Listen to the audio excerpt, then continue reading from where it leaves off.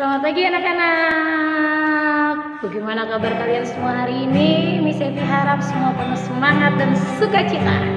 Kita akan mulai renungan kita pagi hari ini. Kita mengatakan pujian dengan apa akan kubalas segala kebaikan-kebaikan Tuhan.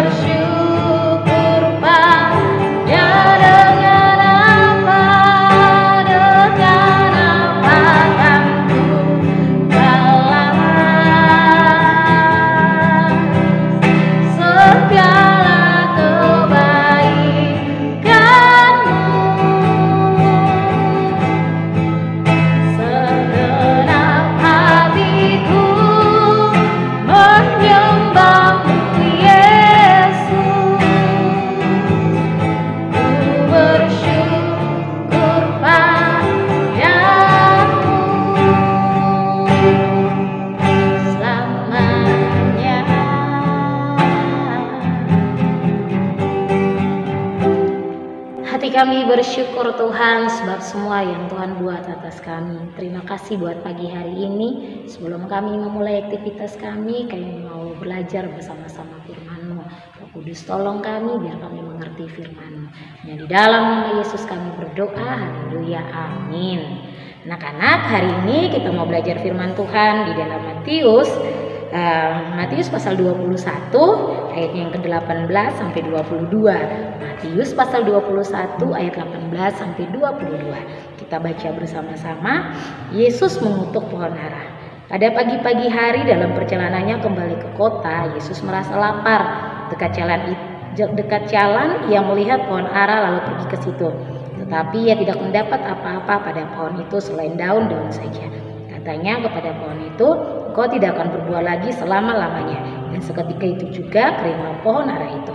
Melihat kejadian itu tercenganglah murid-muridnya lalu berkata, "Bagaimana mungkin pohon ara itu sekonyong-konyong menjadi kering?" Yesus menjawab mereka, "Aku berkata kepadamu, sesungguhnya jika kamu percaya dan tidak bimbang, kamu bukan saja akan dapat berbuat apa yang kuperbuat dengan pohon ara itu, tetapi juga jikalau kamu berkata kepada gunung ini, beranjaklah dan tercampaklah ke dalam laut, hal itu akan terjadi.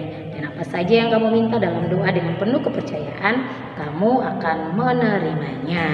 Nah, firman Tuhan hari ini bercerita ketika bagaimana Yesus dan murid-murid waktu melewati kota tersebut dan Yesus merasa lapar. Lalu dia melihat dari jauh ada pohon ara. Ketika ketemu pohon ara ternyata dia nggak dapat buah di sana. Anak-anak, pohon ara itu hampir ditulis sebanyak 50 kali di dalam Alkitab. Kali pertama tertulis adalah ketika Adam dan Hawa jatuh dalam dosa, lalu mereka mengambil daun pohon ara dan menyematnya menjadi baju untuk mereka pakai.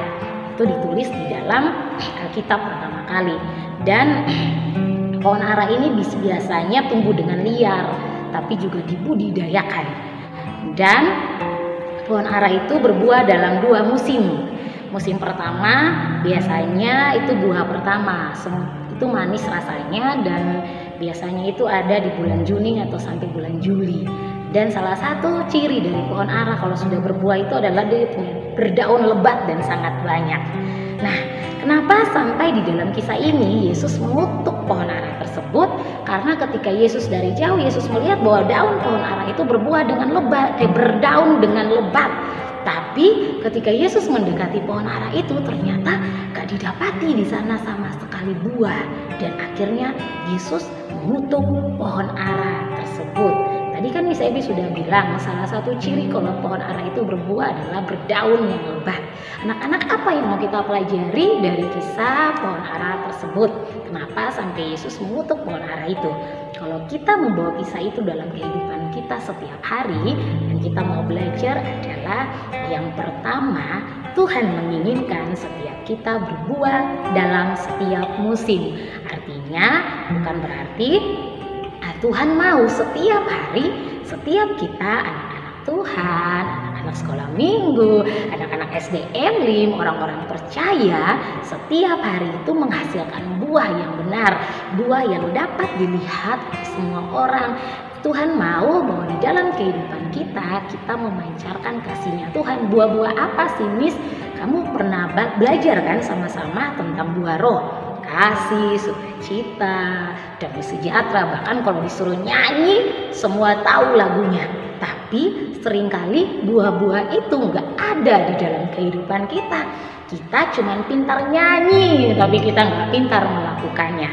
Hari ini kita belajar bahwa jangan jadi orang percaya atau anak Tuhan yang berbuah di musim. Kalau musim Natal, aku jadi anak yang baik, Miss. Kalau musimnya musim Paskah, aku mau jadi anak yang baik, Miss. Kalau hari Minggu tok, aku mau jadi anak yang baik. Atau supaya nanti nilai rapotku bagus, aku mau jadi anak yang baik, mau belajar. Atau aku supaya dapat sepeda baru, hari ini aku mau bantu mama jadi anak yang baik. Jangan. Tuhan mau dalam setiap musim dalam hidup kita berbuah dan menghasilkan hal-hal yang baik dalam hidup kita. Di dalam kisah ini juga kenapa sampai Tuhan mengutuk pohon ara? Karena Tuhan mendapati bahwa pohon ara itu tidak menghasilkan apa-apa.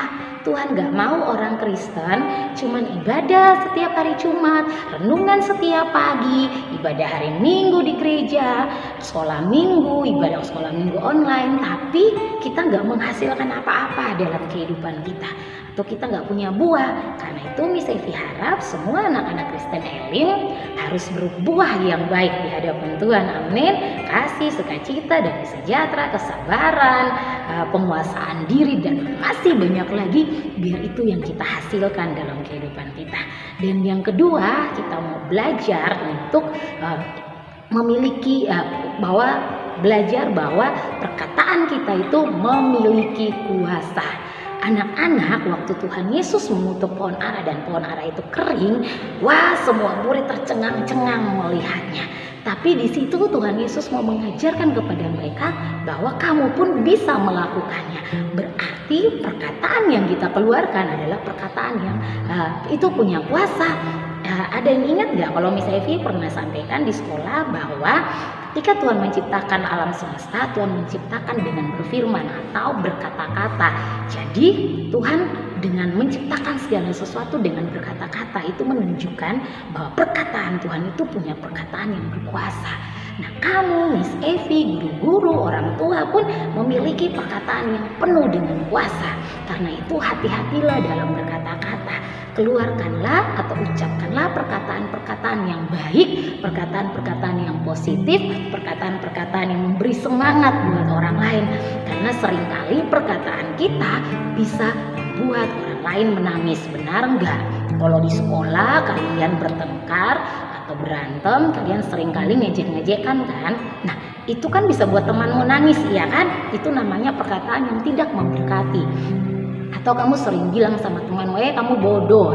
Itu perkataan yang tidak memberkati.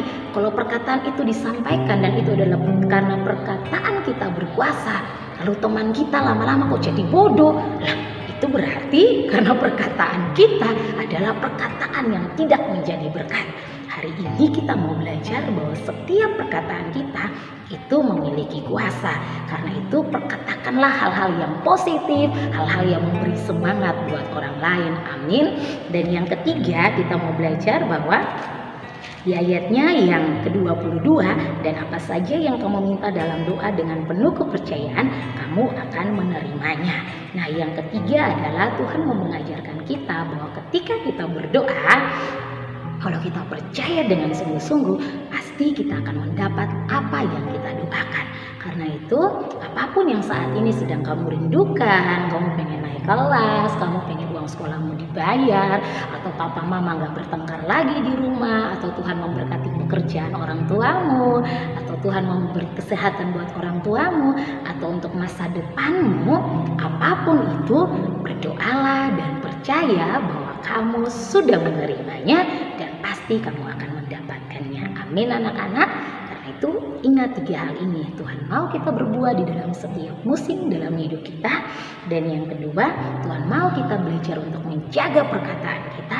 Dan yang ketiga, mempercayai Tuhan dengan berdoa dan percaya Tuhan mampu menjawab setiap doa kita. Demikian firman Tuhan Miss Evi. Kita lipat tangan, kita berdoa. Tuhan, kami bersyukur buat pagi ini. Kami menyerahkan semua aktivitas kami ke dalam tangan-Mu. Roh Kudus yang pimpin dalam setiap proses belajar mengajar hari ini. Tuhan memberkati semua orang tua yang mendampingi anak-anak SD Elim, memberkati semua anak-anak SD Kristen Elim, memberkati semua guru-guru SD Kristen Elim, juga Ibu Susi dalam proses pemulihannya. Kami serahkan dalam tangan Tuhan di dalam nama Yesus. Tuhan pulihkan dengan sempurna. Kami bersyukur Bapa, dan kami menyerahkan hari ini ke dalam tangan-Mu, Roh Kudus yang pimpin, biar kami bertumbuh terus lewat firman yang kami baca dan kami renungkan bersama-sama. Hanya di dalam nama Yesus kami berdoa. Haleluya. Amin. Shalom anak-anak.